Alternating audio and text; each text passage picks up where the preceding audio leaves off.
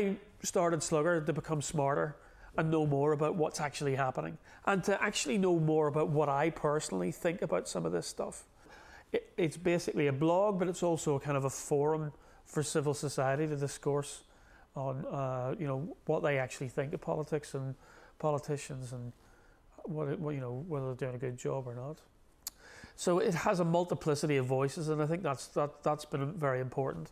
It's almost impossible to keep a balance in it, though. Sometimes it's a predominantly unionist voice, sometimes it's a predominantly nationalist voice. Mm-hmm. I've always run it out of a professional background, and so as far as Slugger is concerned, I have no politics. My political purpose in Northern Ireland is to create a deeper, wider and richer understanding of who we are, what we want to be in all the kind of various directions that we want to go in, and to help people clearly navigate around that. And in some respects, Slugger is a post-conflict phenomenon.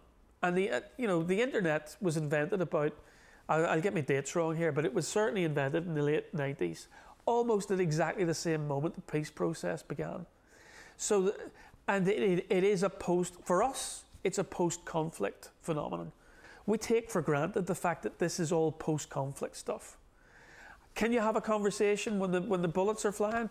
Yes, but it's going to have limited provenance, and it's going to have limited effect.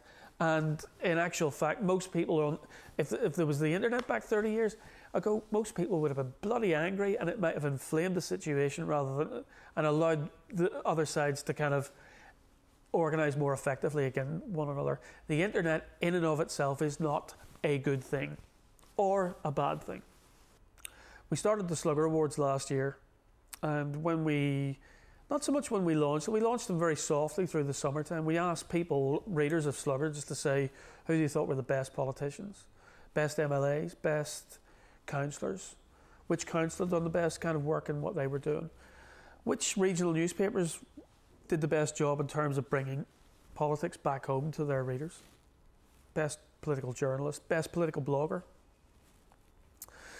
And the idea was it is a natural impulse of a free society to question their elected political representatives within an inch of their life. And that is absolutely critical. If we don't have that, we don't have anything. If we just go, right, pat you on the back, off you go, we'll see you in 5 years again when you stand for the next election.